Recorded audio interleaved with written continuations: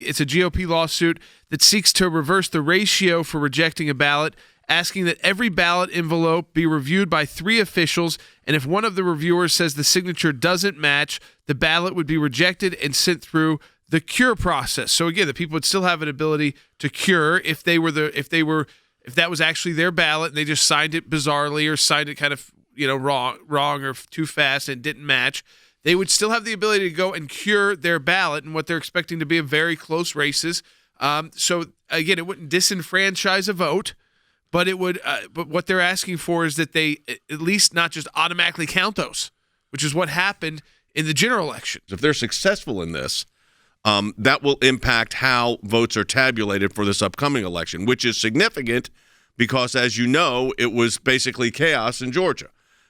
So I think this is a positive development. It's going to be up to the courts, but at least they're in it early this time before the counting really starts. But election voting has already begun. Rather than wait until the outcome has been certified or wait later in the process after the votes have come in, the Republicans in Georgia are saying, no, we need to ensure that this voting process, including absentee ballots, including signature verification requirements, we need to ensure that all legal votes are indeed counted, meaning that all illegal votes are not counted. Let me play for you the Secretary of State, who I think has done a horrendous job, by the way, in Georgia, but he's coming around to the pressure. Take a listen, Bite 32. We are conducting a statewide signature match study with a research team from the University of Georgia.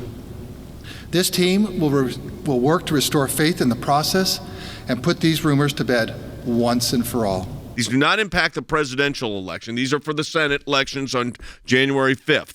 But the litigation, the legal issue, in a sense, it'd be a bit of a vindication if we were successful because the violations are Article 1, Section 4, Clause 2 of the United States Constitution, confers on the legislature each of the states' power to regulate the time, place, and manner of holding elections for senators. It then says there's violations. You got the election clause, the electors clause, and violations of the Georgia Code. We've got to employ election safeguards properly with these absentee ballots to match the signatures, segregate those from additional review. They've got rejections on them, provide consistent signature matching standards for all reviewers, and do the things that preserve the integrity of the ballot box, and that's not being done.